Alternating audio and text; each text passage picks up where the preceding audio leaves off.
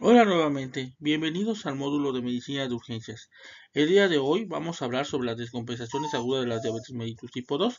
En ella tenemos tres tipos de complicaciones agudas que son cetoacidosis, estado hiperosmolar e hipoglucemia.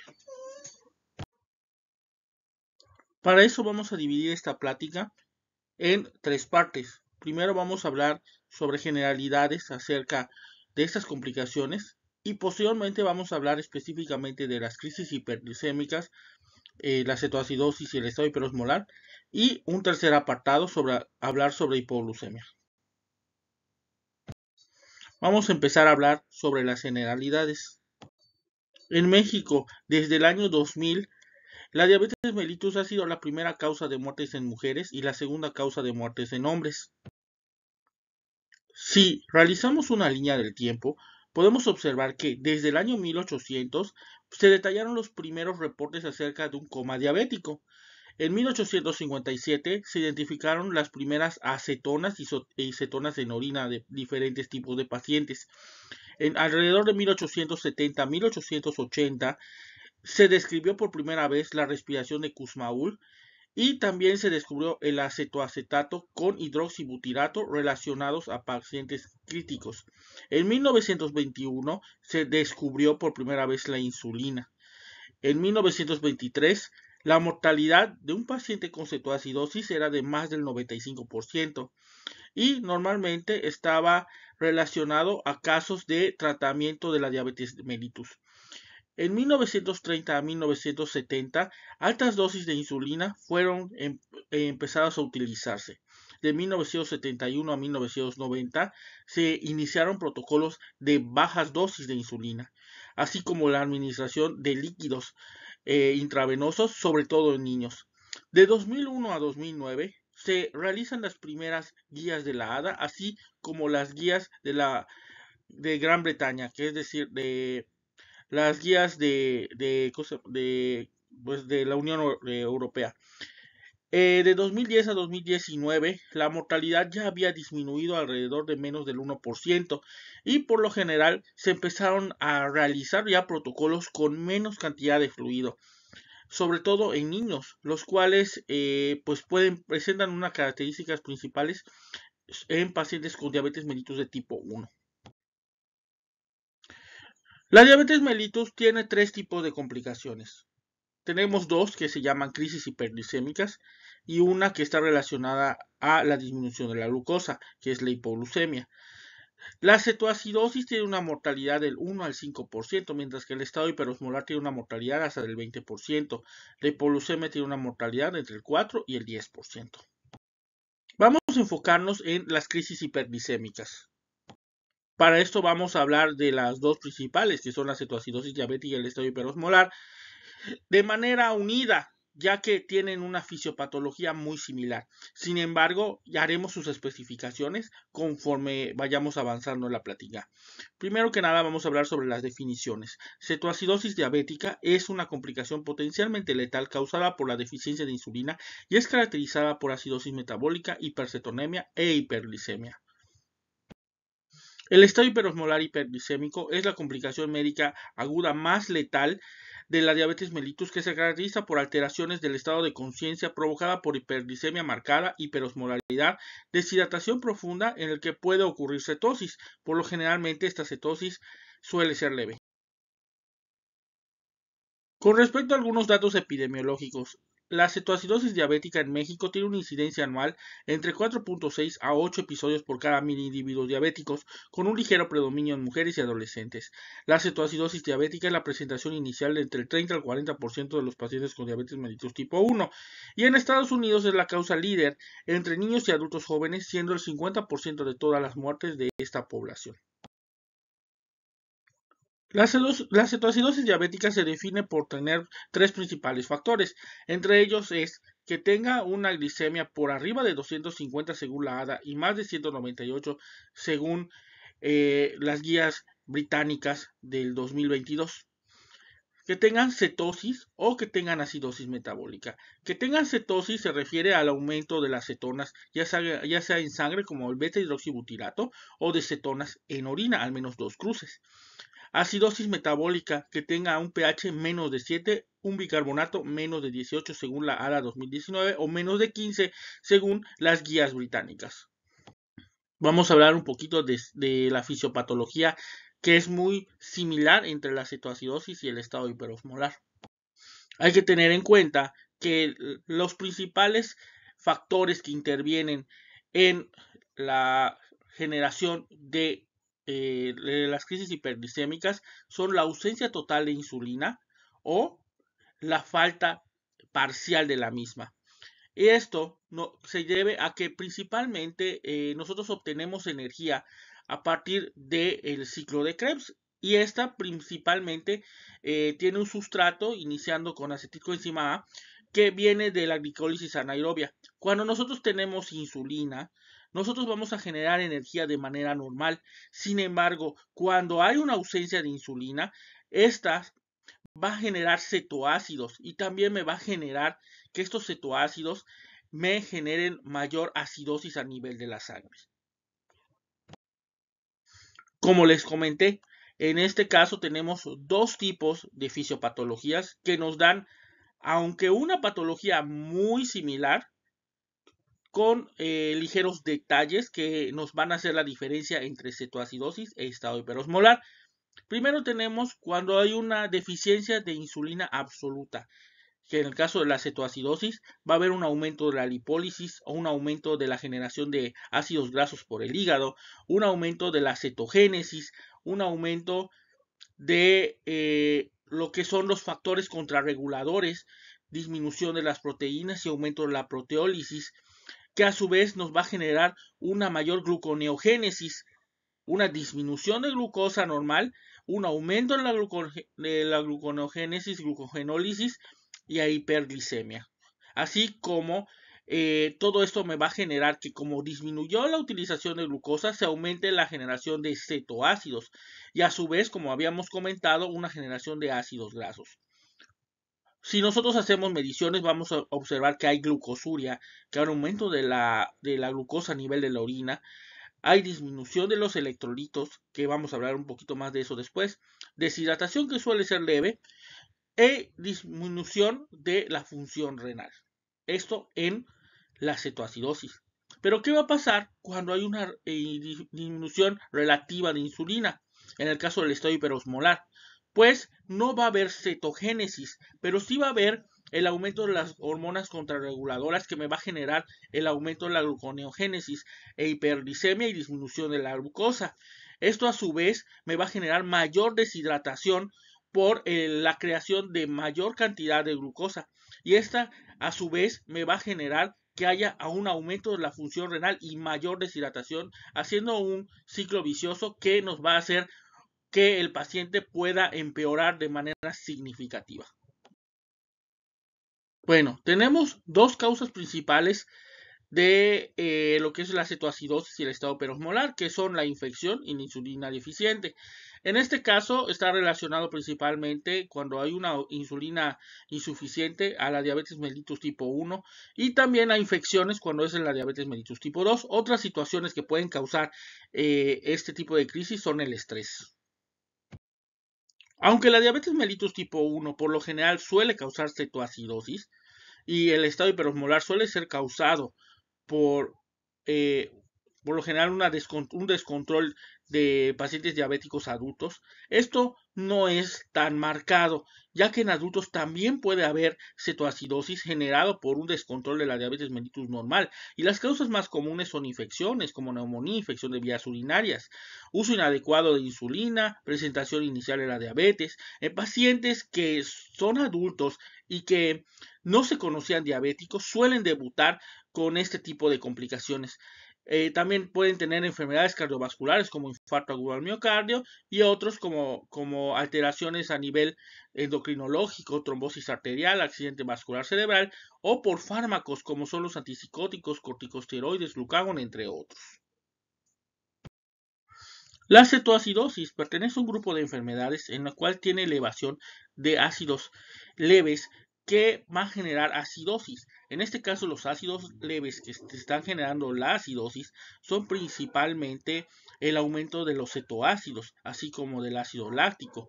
Pero hay otras enfermedades que están dentro del acrónimo de CAT-MUD-PILES, el cual podemos nosotros hacer un diferencial, como son el uso de salicilatos, etanol, metanol, uremia, cetoacidosis alcohólica, teofilina, aminoglucósidos, intoxicación por monóxido de carbono, entre otros.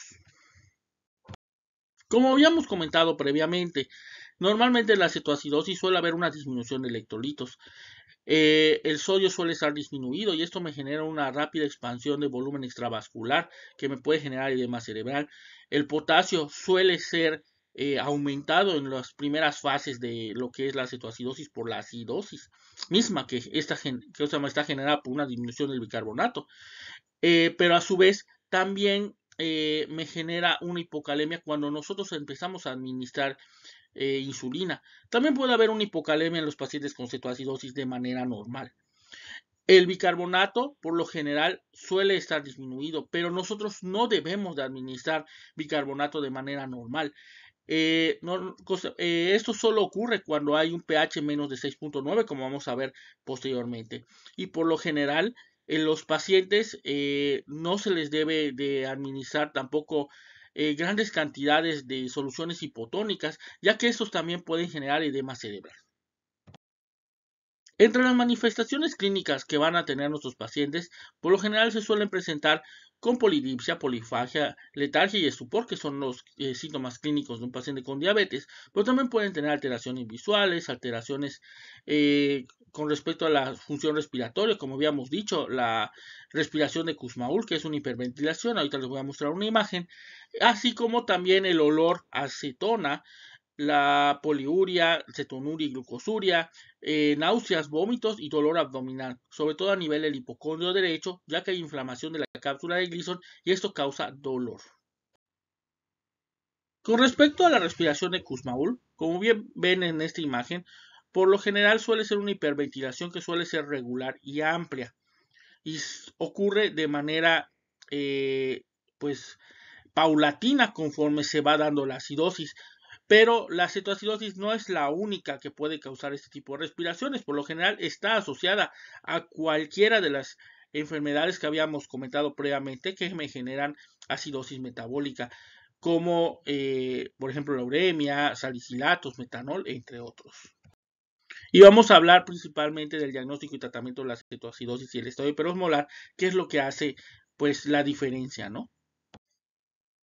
Como habíamos comentado previamente, para tener un diagnóstico de cetoacidosis diabética es necesario tener una elevación de la glucosa, una disminución del pH, así como la presencia de cetonas, ya sea en orina o en sangre. Y dependiendo de donde nosotros leamos, podemos clasificar a la cetoacidosis. Normalmente llevamos a cabo la guía de lo que es la ADA 2009, el cual lo clasifica en leve, moderado y severo, dependiendo de la cantidad de glucosa, de pH, de bicarbonato, de la cantidad de cetonas, así como del anion GAP, y de alteraciones de lo que es el estado de alerta. La guía británica hace hincapié nada más en algunos cambios, como por ejemplo, en lugar de tomar en cuenta como una cetoacidosis con glucosa más de 250, empieza a hablar de que ya empieza a haber cetoacidosis a partir de 200 de glucosa. El pH siempre 7.3. El bicarbonato suele cambiar. La guía de la ADA nosotros podemos tomar 18 como factor para empezar a considerar cetoacidosis, pero en la guía británica considera 15. El resto de los patrones suele ser similar. Con respecto a la toma de cetonas en orina, como les había comentado, lo ideal es que nosotros tomemos una muestra de beta-hidroxibutirato a nivel sanguíneo. Sin embargo, los hospitales públicos por lo general no contamos con este, motivo por el cual tenemos que solicitar tiras reactivas de orina. Y hay que tomar en cuenta que para que sea positivo una tira reactiva tenemos que tener al menos 2 cruces de cetonas. Una cruz puede ser positivo por muchas causas, ya sea por ejercicio excesivo, ya sea porque el paciente es joven o porque está tomando proteínas, pero no es diagnóstico de cetoacidosis. Para que lo tengamos en cuenta, tiene que ser, como comentamos, 2 cruces. La cetoacidosis diabética suele tener otras alteraciones bioquímicas como leucocitosis por la respuesta inflamatoria sistémica que el paciente esté presentando, una elevación de la amilasa sérica en el 16 al 25% de los casos y triglicéridos séricos elevados. Con respecto al estado hiperosmolar hiperglicémico, vamos a tomar los siguientes parámetros para hacer su diagnóstico. Una glucosa más de 600, un pH arterial de más de 7,3, un bicarbonato sérico de más de 15, osmolaridad sérica más de 320, cetonas ausentes en orina y en suero. Y estado de conciencia, pues en estupor o coma. No necesariamente el paciente suele estar en coma, como antes se decía que el paciente tenía un coma diabético, sino el paciente puede estar estuporoso, es decir, que está somnoliento. Y vamos a tomar en cuenta que la osmolaridad es el principal factor que tenemos que considerar para hacer el diagnóstico diferencial, además de la glucosa, que suele ser mayor que en el paciente con cetoacidosis. En el estado hiperosmolar hiperglicémico, los síntomas suelen ser paulatinos. Hay alteración del estado de conciencia. Los síntomas neurológicos se relacionan con el grado de deshidratación e hiperosmolaridad. El coma suele vincularse con una osmolaridad sérica por arriba de 350. El dolor abdominal es poco frecuente y hay datos de deshidratación grave como mucosas secas, turgencia de piel deficiente e hipotensión arterial. Aquí podemos ver la tabla de comparación entre los criterios de la cetoacidosis y el estado hiperosmolar. Como hemos comentado, son muy similares. La diferencia está principalmente en la cantidad de glucosa, que en la cetoacidosis suele ser más de 250 y en el estado hiperosmolar es más de 600. La osmolaridad sérica suele ser normal en la cetoacidosis diabética, mientras que la osmolaridad en el estado hiperosmolar suele ser mayor a 320. Y en el estado hiperosmolar no suele haber cuerpos cetónicos. Puede haber en ciertas ocasiones, pero no es parte del criterio para diagnosticarlo. Existen dos revisiones principales a nivel mundial que suelen ser tomados en cuenta para el manejo de pacientes con cetoacidosis y estado hiperosmolar. En este caso tenemos las guías británicas, que ya hay una actualización 2023, pero que no tiene cambios con respecto a la del año anterior. Y pues tenemos el ADA, que no hemos tenido actualizaciones recientes desde 2009. Si han habido actualizaciones, simplemente son de pequeños detalles con respecto a la diabetes mellitus en general, pero de crisis hiperglicémica se siguen tomando en cuenta los mismos parámetros de manejo para los pacientes desde el año 2009. Debido a que la actualización más reciente es de la guía británica, vamos a hablar un poquito primero de ella y posteriormente hablaremos de lo que dice la ADA, que es un poquito más fácil. Nos dice la guía británica que debemos de utilizar insulina a 0.1 unidades kilogramo hora en infusión a velocidad fija continua o utilizando 50 unidades en 50 de solución salina para aplicarla. Hay que disminuir la velocidad cuando vayamos a hacer el traslape, es decir, cuando la glucosa sea menor a 252, a la mitad de la dosis de insulina. Vamos a añadir glucosa al 10 a 125 mililitros hora y vamos a continuar esta infusión hasta que el pH sea menor de 7.3, las cetonas sean menor de 3 o el bicarbonato sea mayor a 18. En pacientes que tengan complicaciones graves, como por ejemplo pacientes de la tercera edad, embarazada, lesión renal aguda, falla cardíaca o que tengan edades de 18 a 25 años, debemos considerar el tratamiento en la UCI, así como la colocación de un catéter venoso central por tener una cetoacidosis grave. El pH suele tener un pH menos de 7,1, bicarbonato de menos de 5, cetonas más de 6, hipocalemia menos de 3.5 y su Glasgow suele ser menor a 12. También podemos tener alteraciones en los signos vitales por la respuesta inflamatoria sistémica. ¿Y cuáles van a ser las metas de tratamiento en un paciente con cetoacidosis de manera normal? Va a ser que en la primera hora nosotros obtengamos radiografía de tórax, que lo cultivemos, que tenga los laboratorios, la gasometría arterial y venosa. La arterial de primera instancia se recomienda para obtener un resultado principal, y posteriormente las gasometrías que se recomiendan en esta guía dicen que pueden ser venosas porque no es necesario hacer punciones arteriales de manera consecutiva, y al tener un electrocardiograma y monitorizar continuamente, además de haber iniciado el tratamiento, identificar la causa que presentó la enfermedad para poder tratar de abordarla. Con respecto a la fluidoterapia, nos habla de pacientes que se encuentran con presiones arteriales sistémicas menos de 90. Nosotros debemos considerar, ¿no?, otras causas de que nos esté causando hipotensión. Pero podemos utilizar bolos de solución salina a 500 mililitros cada 10 a 15 minutos hasta restaurar esa presión arterial sistólica. Si el paciente recupera esa tensión arterial, nosotros podemos utilizar soluciones salinas a 1 litro cada hora, que es lo que está recomendado de manera normal en esta guía. La reposición de potasio tiene que ser importante cuando este paciente presente hipocalemia, es decir, un potasio menos de 3.5, ya que nosotros vamos a estar administrando insulina y la insulina suele hacer una disminución del mismo. Si el paciente tiene un potasio normal o está alto, no debemos de hacer reposición de potasio. Y como les había comentado, el esquema que utilizan las guías británicas para el manejo de líquidos son la aplicación de un litro de solución salina en pacientes que están normotensos la primera hora, después 1000 las primeras 2 horas, luego 1000 las siguientes 2 horas, luego 1000 las siguientes 4 horas, luego otra vez 1000 las siguientes 4 horas y de último 1000 en las siguientes 6 horas, en lo que logramos poder restablecer al paciente en las primeras 24 horas.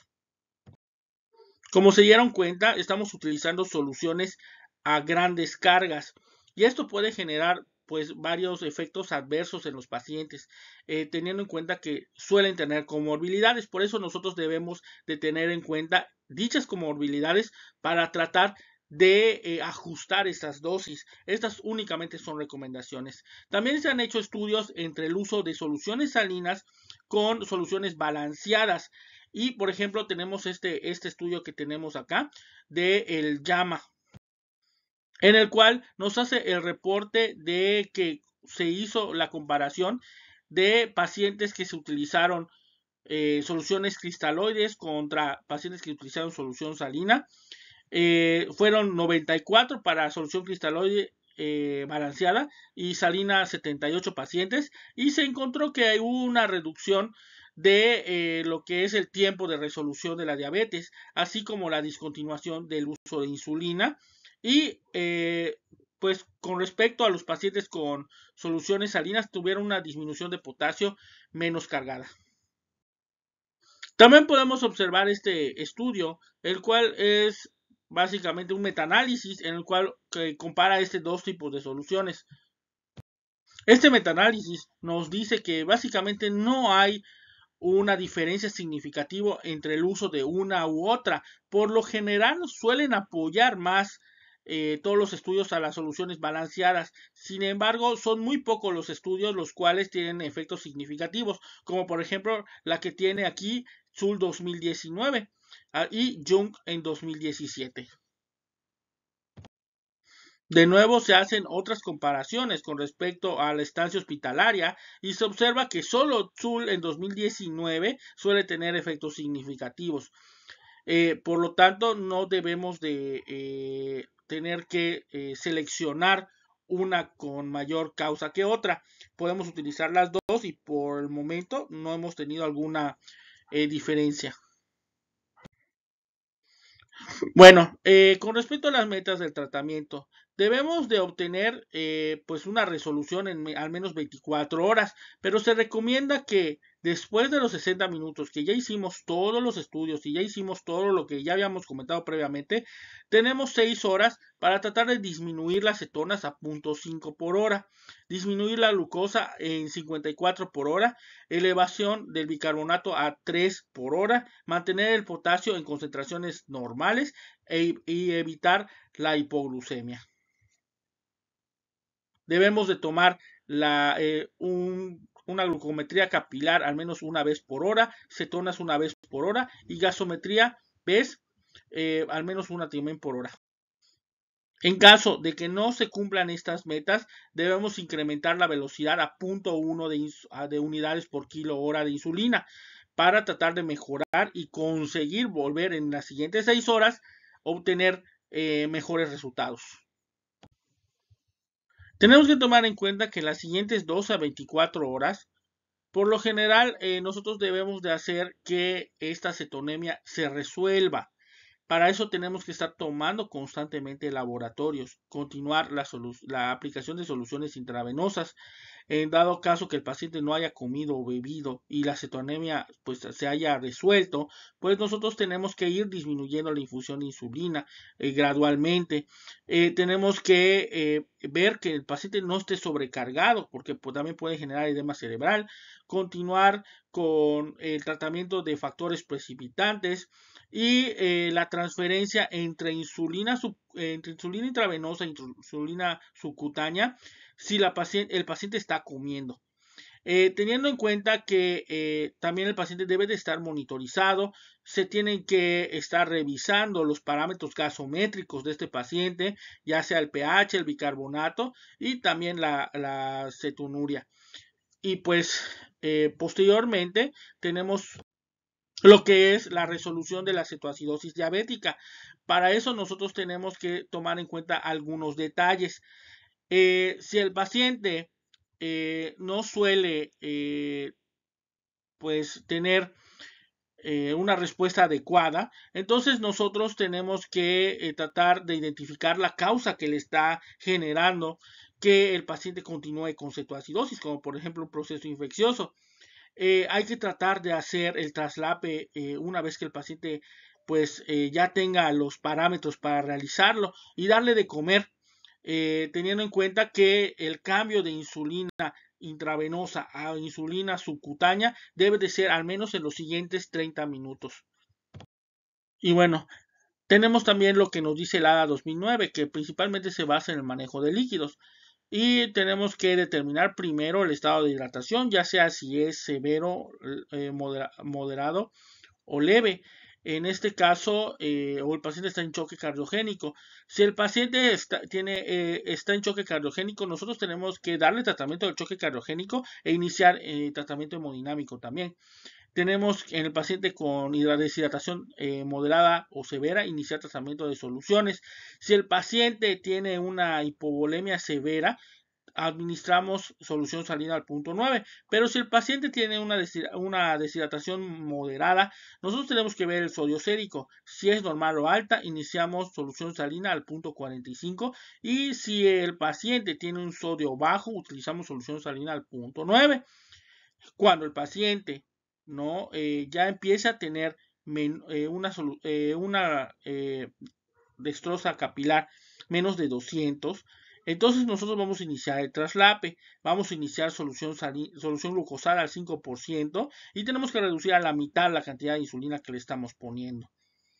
La reducción de la solución va a ser a 150 a 250 mililitros hora.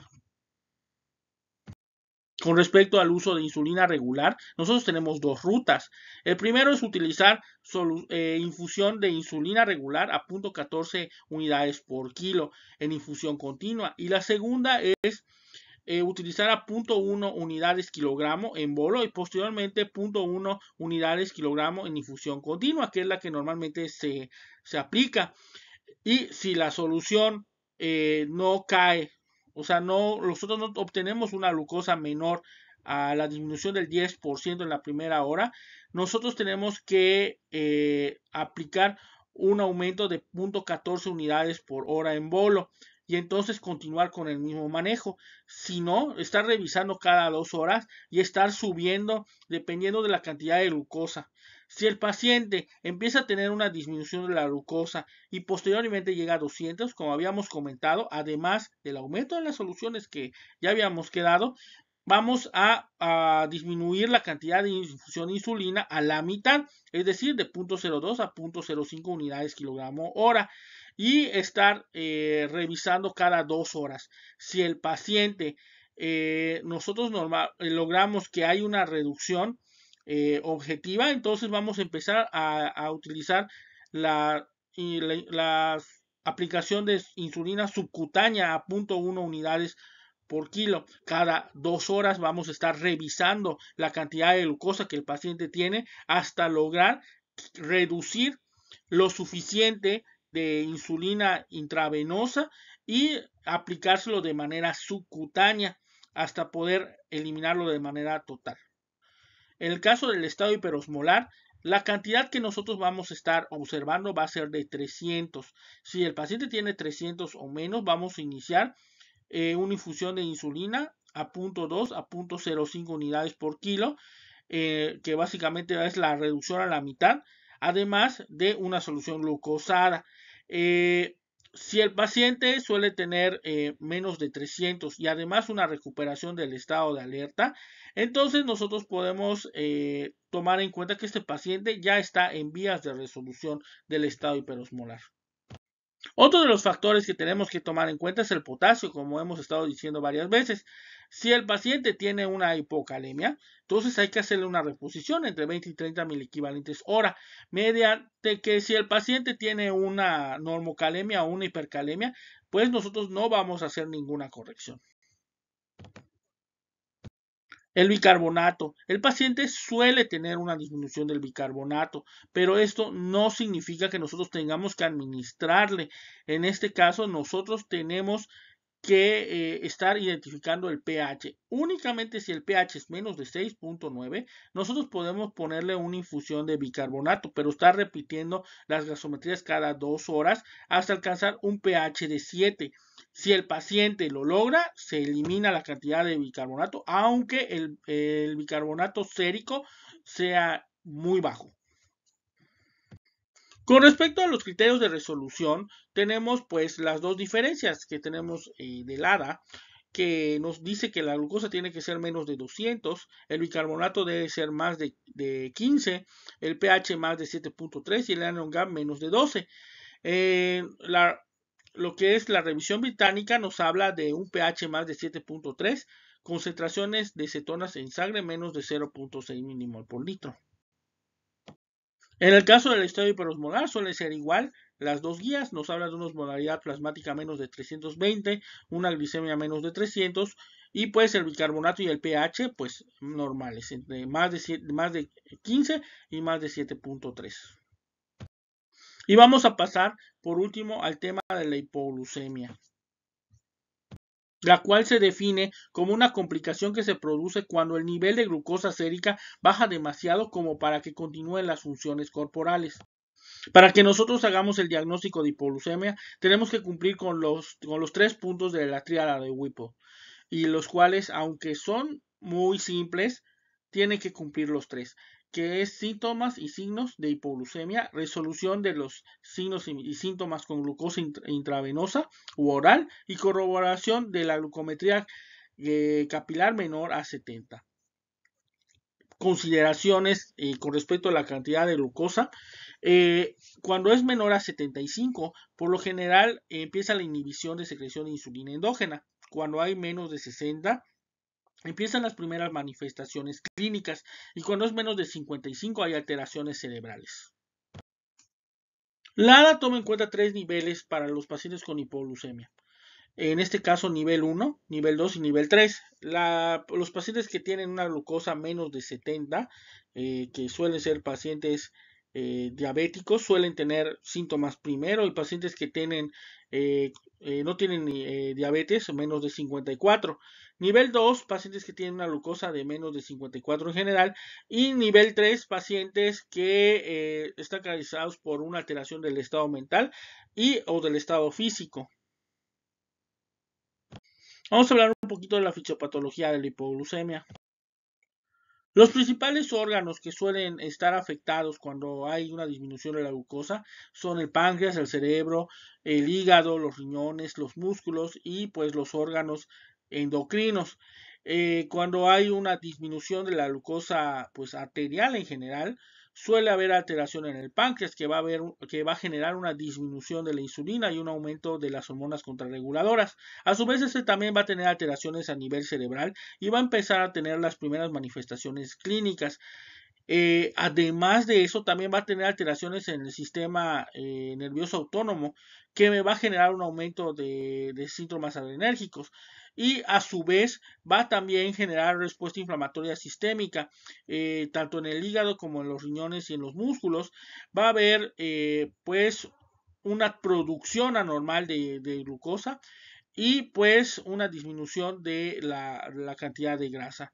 Eso a su vez me va a generar mayores síntomas generalizados, ¿no? Que vamos a ver en un momento. Por lo general esto está relacionado a que pues la glucosa es el principal combustible metabólica tanto del cerebro como del resto de los órganos. El metabolismo es similar al consumo de oxígeno y la producción basal de glucosa va a ser de 2 miligramos kilogramo minuto.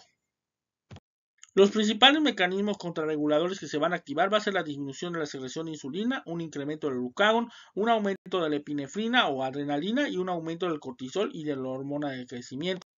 La primera defensa que va a generarse por la hipoglucemia va a ser una reducción de la insulina. Posteriormente vamos a tener un aumento del glucagón, de la epinefrina, del cortisol y de la hormona de crecimiento como habíamos quedado. Por lo general, tanto el cortisol y la hormona del crecimiento no suelen tener síntomas críticos, por lo general suelen ser, pues, digamos, un aumento de la glucosa únicamente. También va a haber alteraciones al final pues, de las fases de alteraciones del sistema nervioso, lo que nos va a indicar que ya estamos entrando a una fase mayor. Y para eso tenemos que aprender a reconocer una hipoglucemia. Por eso vamos a hablar sobre el diagnóstico y posteriormente del manejo, que suelen ser en conjunto. Los síntomas que presenta la hipoglucemia suelen ser de manera inespecífica, como temblores, sudoración, ansiedad, visión borrosa, fatiga, taquicardia, vértigo, irritabilidad, dolor de cabeza y hambre. Por eso podemos clasificar los síntomas de la hipoglucemia en dos tipos, neurógenos o autonómicos y neuroglucopénicos. Los neurógenos o autonómicos están relacionados a de tipo adrenérgico cuando hay temblor, ansiedad y palpitaciones, o de tipo colinérgico cuando hay sudoración, parestesias y hambre. Y los neuroglucopénicos cuando hay alteraciones corticales, suele ser irritabilidad, somnolencia, cefalea, dificultad para la concentración, confusión y visión borrosa. Por lo general, cuando empiezan los síntomas corticales, hablamos de una glucosa por debajo de 55 y empezamos a tener síntomas corticales como somnolencia, sudoración, hipotonía y temblor. Posteriormente vamos a ir disminuyendo lo que es el peldaño en el cual va a haber afectación al nivel del sistema nervioso central. Por ejemplo, si nosotros vamos a tener lipotimia, movimientos primitivos, espasmos de inquietud, podemos pensar que el problema es diencefálico. Si existen espasmos tónicos, desviación ocular y Babinski positivo, el nivel es mesencefálico. Si el problema es a nivel de espasmos de músculos extensores, podemos hablar de la región premiencefálica y la peor, que sería alteraciones a nivel del bulbo o de la médula, sería coma, respiración superficial y ausencia de reflejos o atonía. Y esto nos puede llevar a la muerte.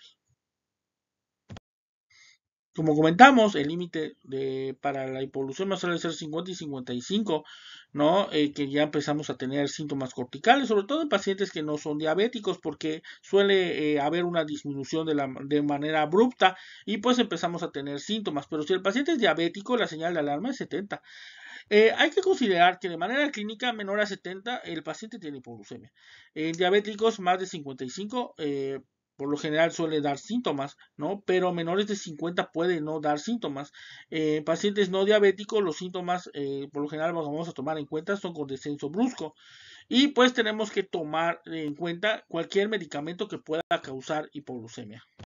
Para el manejo de la hipoglucemia tenemos que clasificar a nuestro paciente si está asintomático o asintomático. Si está asintomático pero tiene hipoglucemia y el paciente no es diabético, o si en caso el paciente es diabético, tenemos que repetir las mediciones continuamente, evitar actividades de riesgo, estarle dando una cantidad de carbohidratos y ajustar tratamiento. Hay que estar vigilándolo básicamente, ya sea que no sea diabético o que sea diabético.